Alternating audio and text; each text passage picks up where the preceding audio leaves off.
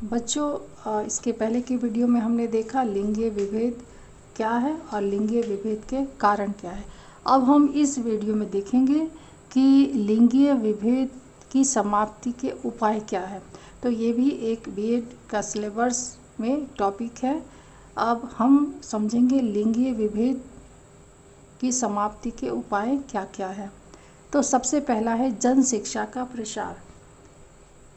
सबसे पहला जन शिक्षा के प्रसार के द्वारा हम लिंगीय विभेद की समाप्ति के उपाय के रूप में हम इस टॉपिक को ले सकते हैं।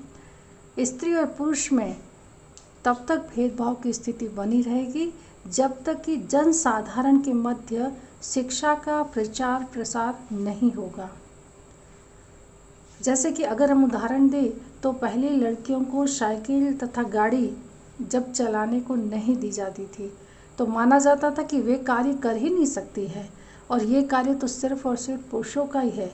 परंतु शिक्षा के द्वारा लोगों में जागरूकता आई है तथा और भी लाई जानी चाहिए और इसी जागरूकता के कारण आज स्त्रियां चार दीवार से बाहर निकली है तो और लिंगीय भेदभाव में कमी आई है, या हम ये कह सकते हैं कि समाप्त होने की कगार पर है, किंतु पूर्ण रूप से समाप्त नहीं है। तो जन शिक्षा के प्रसार के द्वारा हम लिंगीय विभेद को समाप्त कर सकते हैं। दूसरा है जागरूकता लाना।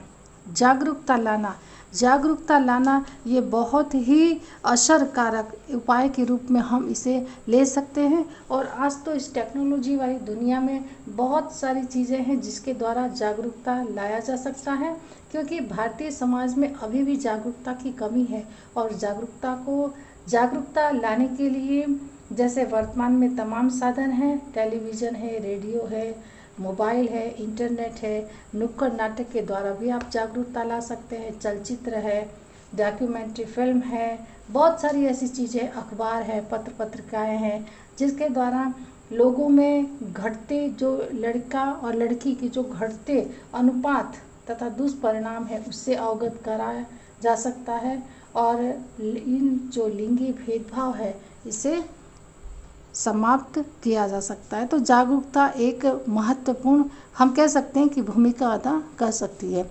इसके आगे है बालिका शिक्षा का प्रसार। तो बालिका शिक्षा का प्रसार भी लिंगीय विभेद की समाप्ति में एक बहुत ही कारगर उपाय सिद्ध हो सकता है। बालिकाओं की शिक्षा को प्रसार किया जाए जिसके द्वारा हम इस जो लिंगीय विभेद है इसे खत्म कर सकते हैं। इसके बाद का है सामाजिक कुप्रथाएं रोकना। तो बच्चों, जैसे इसके पहले भी हमने कहा था, कारण में भी सामाजिक कुप्रथाएं हैं और इसमें रोकथाम में भी सामाजिक कुप्रथाएं हैं। तो सामाजिक कुप्रथाएं आज जैसे दहेज प्रथा है, दहेज प्रथा के कारण भी बालक और बालिकाओं में बहुत हद तक भेद किया जाता है। तो ये जो सामाजिक कुप्रथाएं हैं इसे रोकना चाहिए जिसके द्वारा हम लिंगीय भेदभाव को समाप्त कर सकते हैं। इसके आगे हम देखें प्रशासनिक प्रयास।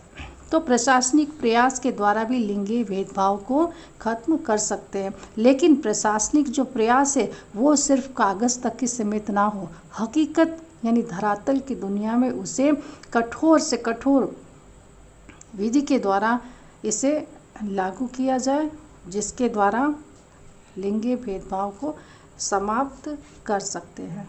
इस तरह बच्चों प्रशासनिक प्रयास यानी कि जो भी नियम सरकार के द्वारा बनाए जाते हैं या फिर बनाए गए हैं उनका सख्ती से पालन किया जाना चाहिए, तभी हम इस लिंगीय भेदभाव को समाप्त कर सकते हैं। इसके बाद का है लास्ट है सामाजिक परंपराओं तथा मान्यताओं पर कुठाराघात। जो सामाजिक परंपराएं हैं, जो मान्यताएं हैं, जैसे कि हमने आपको इसके पहले बताया ना, कारण में भी है कि पुत्र को महत्व दिया जाता है कि पुत्र ही मुखाग्नि दे।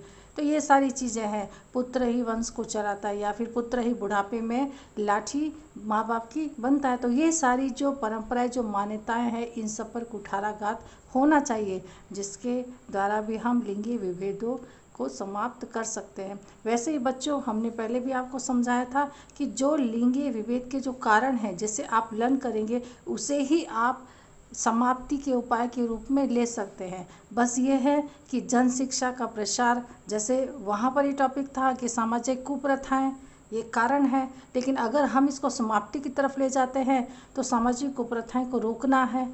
तो इस तरह से आप इसे लर्न कर सकते हैं।